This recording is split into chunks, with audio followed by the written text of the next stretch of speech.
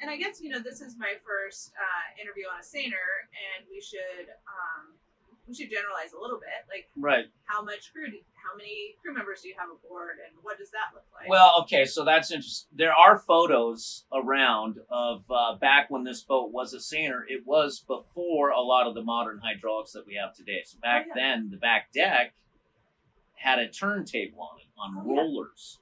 So the crew would stand on there and they'd pull the net in by hand. We didn't have a power block to lift it up. And the turntable would rotate with them as they, I've obviously never done this. This was back before the 60s, I think, that they had to do it like this, probably back before the 50s. Yeah.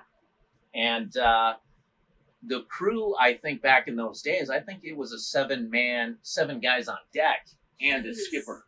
So the forecastle down there originally had 1, 2, 3, 4, 5, 6, 7, 8. I think it had 10 bunks down there originally. Yeah. So the crews were way bigger. And today the boat seems way too small for 5 guys. Oh but my gosh. Yeah, I can't imagine back when it was built having a gigantic crew like that. Yeah. All those, it's tough enough with 5 guys with all those clashing personalities.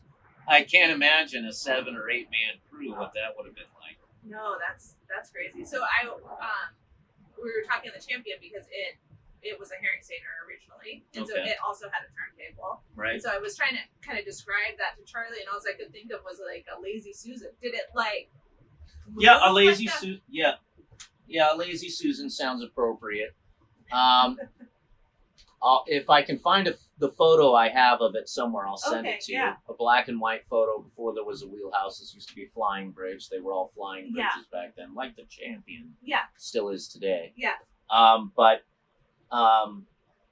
So it was just a big round table on the back, and I've never seen it in person, but I would imagine there were tracks, circular tracks and wheels on it, so that as the crew's pulling, the whole net pile would shift with them, so they don't got to move around. They just stay in one place and pull. Yeah. Like I said, I've never seen this, but that's the only way I could imagine it. That's so interesting to think about.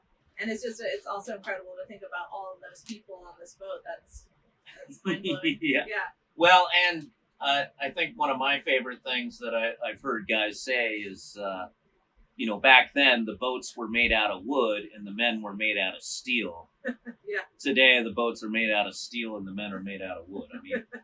A lot of fishermen like to think they're the toughest guys in the world, doing the toughest fishery out there. And I just think, well, if any one of us could go meet the guys back in the 20s, they could kick the snot out of us with their pinky fingers, I'm sure.